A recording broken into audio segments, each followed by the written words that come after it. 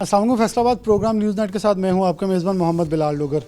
GSP plus एक वो status जो कि पाकिस्तान को जब मिला तो पाकिस्तान की एक्सपोर्ट इंडस्ट्री को एक बहुत बड़ा इनिशिएटिव मिला, जिसके तहत पाकिस्तान को यूरोप और बरतानिया, क्योंकि ब्रेक्जिट के पहले के मामलात हैं, तो बरतानिया और यूरोप के अंदर एक बड़ा एक्सपोर्ट ऑर्डर्स के अंदर पाकिस्तान को कुशन मिला कि वो अपनी एक्सपोर्ट ऑर्डर्स करेंगे तो उन्हें बहुत बड़ा रिलीफ टैक्सेशन की मद में जो है वो दिया जाएगा। तो हमारे टेक्सटाइल एक्सपोर्टर्स ने उसके फ़ायदा भी उठाया। पाकिस्तान तरीके इंसाफ की गवर्नमेंट आई तो ज़्यादा इसके फ़ायदे जो हैं हमारी एक्सपोर्ट इंडस्ट्री ऊपर दोबारा से रिवाइवल की तरफ गई और आगे तरक्की भी हमने देखी। लेकिन उसके बाद एकदम से दोबारा से यूरोपियन पार्लियामेंट, ईयू पार्लियामेंट के अंदर ये एक सस्पेंशन की तरफ गया मामला और पाकिस्तान के हक में सिर्फ 3 वोट और बाकी तमाम वोट 364 के करीब हमारे मुखालिफ पड़े, जो कि एक बड़ा ड्रॉबैक था। सबसे पहले प्रोग्राम के अंदर हमारे साथ कारोबारी शख्सियत होंगी, लेकिन सैयद ज़िया आलमदार मौजूद हैं, साबिक सदर हैं chamber of commerce and industries के और मारूफ एक्सपोर्टर भी हैं। इनसे बात का आगाज़ करते हैं। सैयद साहब, बहुत शुक्रिया वक्त देने के लिए।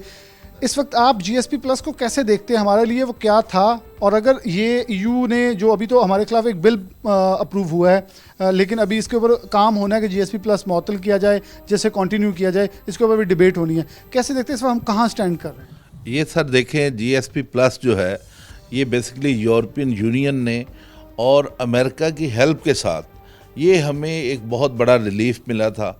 आपको याद है ये 2014 से लेकर 2024 10 साल के लिए ये हमें रिलीफ है।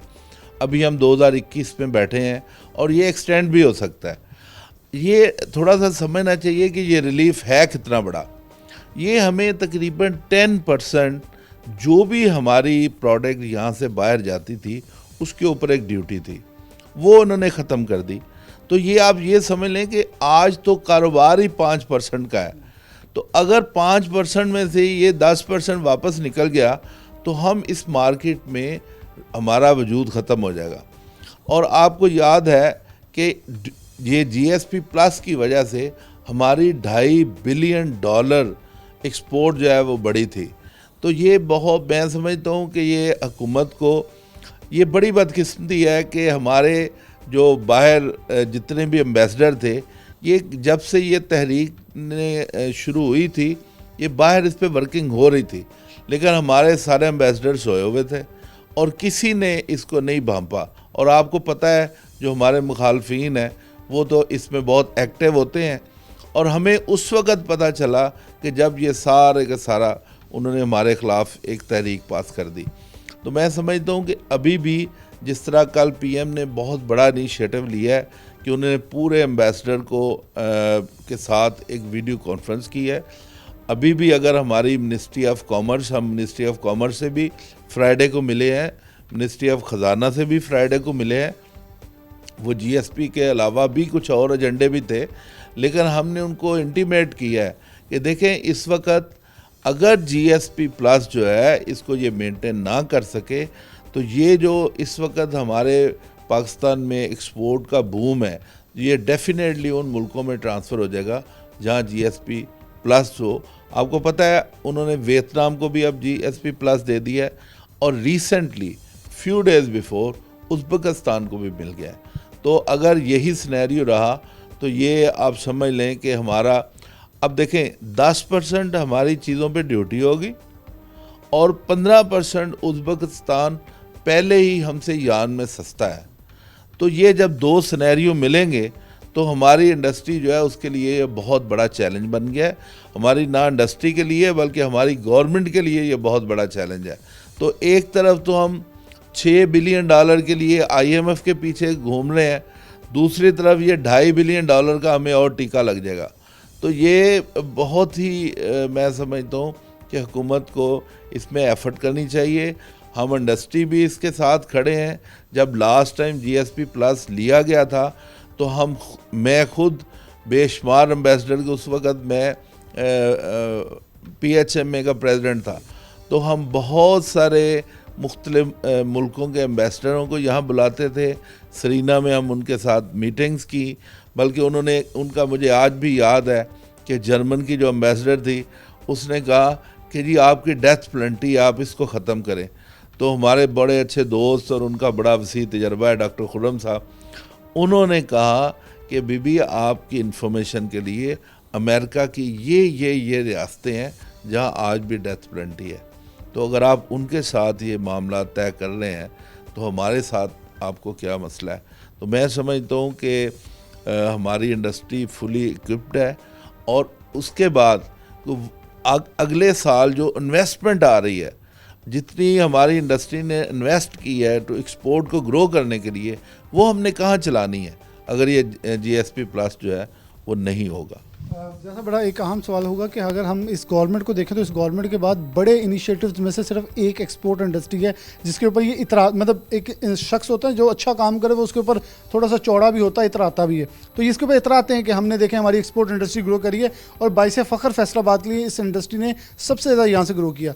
तो इनके लिए तो बड़ी नागुज़ीर हो जानी चाहिए सिचुएशन कि इसको तो जो भी हो सके इसको बचाना होगा, क्योंकि ये वो वाहिद चीज़ है जिसको ये अभी तक पूरे पाकिस्तान में सोल आउट करके अपनी साख बचाए हुए हैं। सर मेरा ख्याल है कि इस चीज़ का हुकूमत पूरी तरह अवेयरनेस है और ये जितनी तहरीक पेश हुई, हम यहाँ पे एक डेलीगेशन जिसमें मैं था, खुर्रम मुख्तार साहब थे, सुहेल पाशा साहब थे, हम फैसलाबाद से गए और हमने उनको इसकी इम्पोर्टेंस का बताया। वज़ीर ख़ज़ाना से मुलाकात हुई, वज़ीर ख़ारजा से मुलाकात हुई और जितने भी मिनिस्टर हैं हमने सबको बताया। और मेरा ख्याल है PM साहब ने जो इनिशिएटिव लिया है कि सारे ये 27 मुल्कों के जो हमारे एम्बेसडर हैं, ये उनके लिए लम्हा फ़िक्रिया है। ये ऐसा नहीं होना चाहिए था। कोई भी तहरीक जो है वो एक दिन में नहीं कोई भी करारदाद पास होती, और हमारे 3 वोट हमें मिले हैं और ये बड़ी काबिल शर्म पोजीशन है। लेकिन अभी भी मैं समझता हूँ कि PM साहब का दुनिया में एक बड़ा असर रसूख है और जिस तरह उन्होंने इसका इनिशिएटिव लिया है, इंशाल्लाह हम इसको बचाएंगे। लेकिन उसके लिए हमें हर लिहाज से पूरी तरह प्रोफेशनल तरीके के साथ उसका मुकाबला करना होगा। इसमें जैसा आप कैसे थे चॉइस सर्वर और हमारे ब्रिटिश पार्लियामेंटेरियन, क्योंकि पहले ब्रेग्जिट से पहले वो होते थे, उनका असर बहुत था, वो अपना रोल प्ले करते थे। लेकिन अभी भी चॉइस साहब का क्योंकि ताल्लुकात पुराने मेम्बरान पार्लियामेंट के साथ बहुत हैं और हमारे वहाँ जो बिज़नेस कम्युनिटी जो यूरोप के अंदर बैठी है वो अपने मेम्बरान असम्बली जो मुतलका हलकों में हैं उनको कन्विंस करें कि आप लोग हमारे हक़ में वोट दें और पाकिस्तान की कोई ऐसी कंपेन लॉन्च की जाए जो पाकिस्तान के GSP प्लस करने के लिए जो हमारे खासतौर पर वोट खिलाफ गए हैं और जो लोग पाकिस्तान के बारे में मनफी नहीं सोचते, उन पार्लियामेंटेरियन को कन्विंस किया जाए। नहीं, मैं समझता हूँ ये बड़ी अच्छी तजवीज़ है। चौधरी सरवर साहब का बड़ा रोल है और वो उस वक़्त भी गवर्नर भी थे और इसके बावजूद उन्होंने पाकिस्तान के लिए बड़ा काम किया। क्योंकि देखें, जब आपकी सोच जो है, जब मुल्क का मफाद हो, उस वक़्त आपको पार्टी बेस से ऊपर की बात करनी चाहिए। तो मैं समझता हूँ कि चौधरी साहब उस वक्त नून लीग में थे और उन्होंने बड़ा अच्छा रोल प्ले किया। आज वो PTI में, पहले आज उनकी एक ज़िम्मेदारी भी बनती है। तो मैं समझता हूँ कि बिल्कुल ये ईद से फ़ौरन बाद या ईद से पहले जैसे भी हो, ये हम यहाँ से डेलीगेशन जाने चाहिए, उनको रियलिटी बतानी चाहिए कि ये किस बेस पे वो GSP प्लस वापस कर रहे हैं। देखें, ये एक मजहबी मामला है और इसमें खान साहब ने बड़े अच्छे तरीके से उसको डिफेंड किया है और मैं समझता हूँ कि इंशाल्लाह चौधरी साहब भी अगर साथ हो जाएं, हमारे वज़ीर जो ख़ारजा हैं वो जाएं, वज़ीर ख़ज़ाना जाएं, एक डेलीगेशन जाए इन मुल्कों में जाके अपना बताएं कि भाई ये क्यों हुआ है। और बाकी हमारी अवाम इस चीज़ को समझती है कि हम ज़ाहिर है जहाँ पे हमारे ये जो इन्होंने खाके बनाए हैं उस पर ज़ाहिर है कोई भी मुसलमान मुल्क, बल्कि पूरे मुसलमान मुल्क जिस तरह जॉइंटली उनको चाहिए, वो एक अलहदा चीज़ है, उसको इसके साथ जोड़ने का कोई तल्लक नहीं था। तो मैं समझता हूँ कि ये चीज़ें उनको समझाने की बात है और ये जिन लोगों की ज़िम्मेदारी है, एम्बेसडर्स हैं, हमारे खारजा मिनिस्टर हैं, हमारे PM साहब हैं, चौधरी सरवर साहब हैं, तो इनको चाहिए कि उनसे बात करें। अदरवाइज़ ये बहुत बड़ा नुकसान हो जाएगा इस मुल्क का।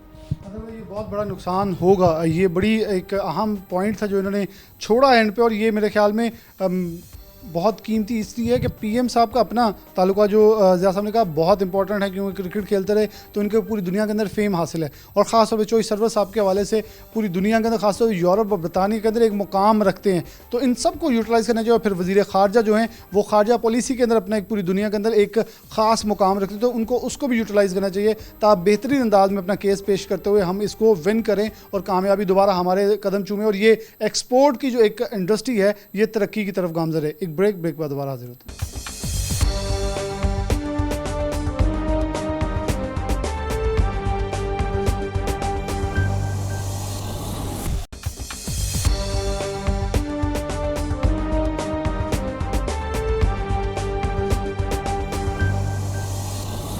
वेलकम बैक नाज़रीन, दोबारा से प्रोग्राम के अंदर खुशामद कहते हैं। ख्वाजा अमजद साहब हमारे साथ मौजूद हैं, CEO हैं ख्वाजा कॉटन्स के, मारूफ एक्सपोर्टर भी हैं। इनसे बात का आगाज़ करते हैं। Khwaja Sahab, GSP plus status किस हद तक हमें डिस्टर्ब कर सकता है? अगर हम पाकिस्तान के अंदर देखें, बिलाशुबा इमरान खान ने इस पर प्रॉम्प्ट एक्शन लिया है, लेकिन टेक्सटाइल पॉलिसी के ऊपर हम सीरियस नहीं नज़र आए। हमने कुछ ऐसी चीज़ें जो सनत की तरक्की के लिए करनी थी वो नहीं की। जबकि अगर बात करें आप लोगों की, एक्सपोर्टर्स की, तो उन्होंने पूरे मसल्स दिखाए तब जब ज़रूरत थी, लेकिन हुकूमत ने तब भी बात नहीं सुनी। अब देखें वही हमें अंदेशा हुआ, GSP प्लस के लिए 2 साल में कोई कोशिश नहीं की गई। अब हमें एकदम से पूरी कोशिश करने की ज़रूरत पड़ी है, लॉबिंग की ज़रूरत पड़ेगी। कैसे देखते हैं इस पूरी सिचुएशन को? बिस्मिल्लाहिर्रहमानिर्रहीम। देखें, GSP प्लस मैं बताऊं कि EU ने एक स्पेशल इंसेंटिव दिया हुआ है अंडर डेवलप्ड कंट्रीज़ में से कुछ को, हमारा जो भी यहाँ से सामान जाएगा वो under certain heads that will be exempted from levy of sale tax. वो तकरीबन 17% प्लस है EU में। अब बाहर को 17% वो टैक्स लग के जब वो मिलेगा तो वो डेफिनेटली हमारी लैंडेड कास्ट बढ़ जाएगी, और हम ऑलरेडी कंपेटिटिव नहीं।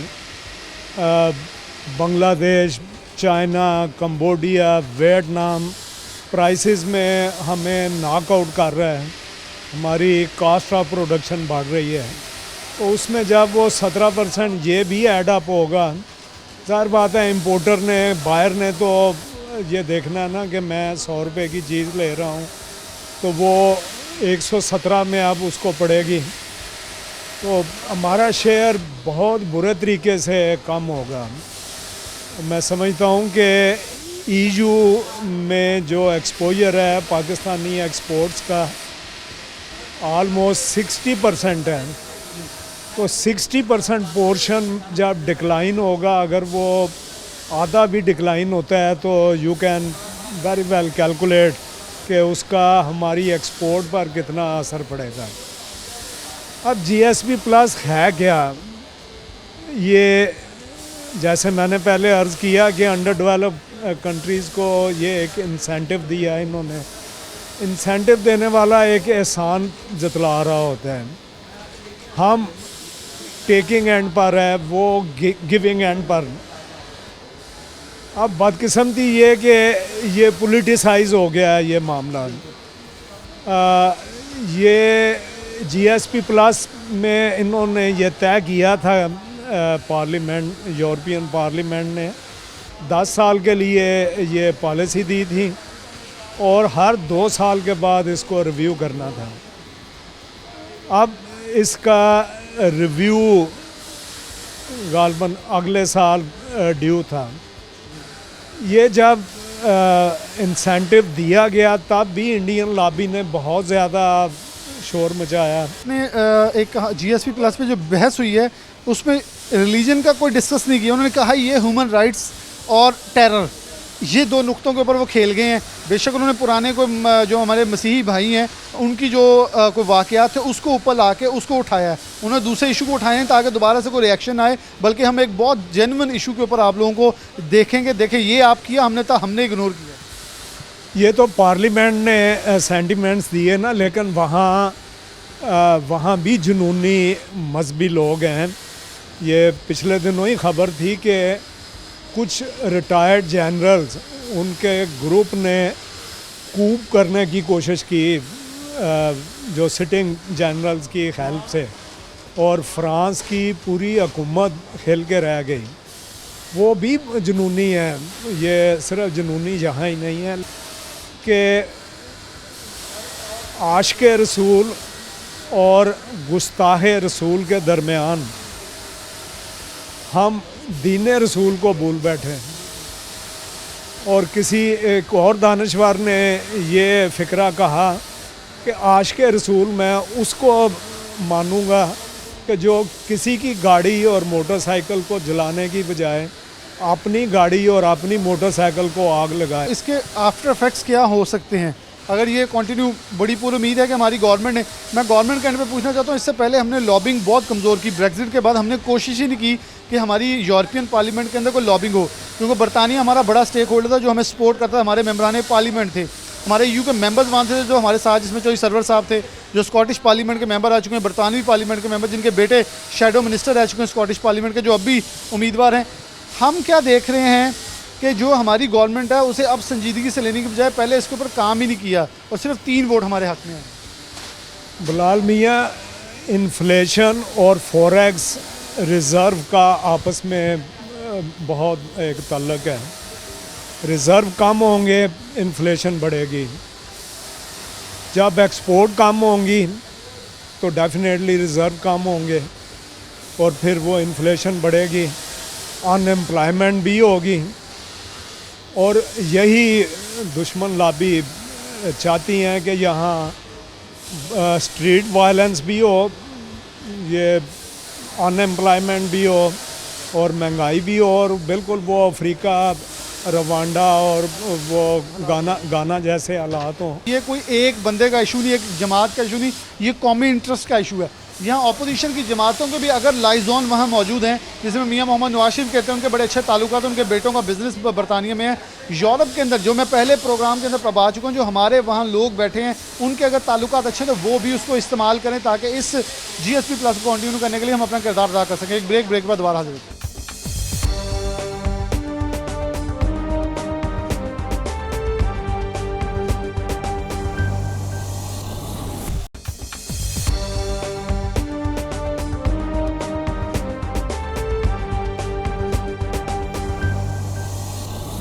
वेलकम बैक नाज़रीन, दोबारा से प्रोग्राम के अंदर खुशामदीद कहते हैं। प्रोग्राम का आखिरी हिस्सा है। ज़फ़र इकबाल सरवर मौजूद है हमारे साथ, head Pakistan Tehreek Insaf textile policy council हैं, जबकि इसके साथ साथ वज़ीर आज़म के जो मशीर हैं टेक्सटाइल के, उनके कोऑर्डिनेटर भी हैं। ज़फ़र भाई बहुत शुक्रिया वक्त देने के लिए। GSP प्लस इस वक्त बड़ा क्रिटिकल सिचुएशन इख्तियार कर गया। हर किसी की नज़र देखें तो GSP प्लस पे टिकी हुई है और इस पर गुफ्तगू हो रही है। लॉबिंग के अंदर अगर हम बात करें तो हमारे पास बहुत सारी चीज़ें जो हैं वो स्टेक होल्डर, जैसे ब्रेक्जिट, हम पहले भी आपसे बात कर चुके हैं। ब्रेक्जिट के बाद हमारे पास सिचुएशन नहीं है। जो सर्वर साहब भी असर अपना रखेंगे, लेकिन वैसे नहीं होगा जैसे हमारा ब्रेक्जिट से पहले बरतानिया के साथ मिलकर था। कैसे देखते हैं सारी सिचुएशन में हम कहाँ स्टैंड कर रहे हैं? बिस्मिल्लाहिर्रहमानिर्रहीम। सबसे पहले तो मैं ये बता दूं कि जब भी कोई एग्रीमेंट साइन होता है वो वन साइडेड नहीं होता, वो टू साइडेड होता है। तो GSP प्लस में भी सूरत हाल कुछ ऐसे ही है।